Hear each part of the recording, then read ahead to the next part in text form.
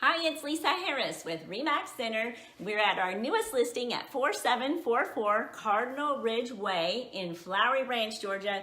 We're in Grandview Estates where we are going to have an open house on Saturday from 11 a.m. to 1 p.m.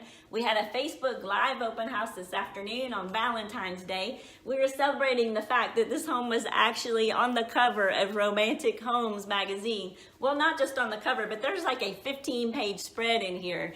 And this home is just truly decorated and ready to roll. So if you know anyone who is looking for 5 bedrooms, 5.5 baths in Grandview Estates on a beautiful cul-de-sac lot, 0.8 acres backing up to the woods, this lot is made for a swimming pool. So if you know anyone who might be interested, would you please help us share and let me know so we can send them a personal invitation to come out on Saturday.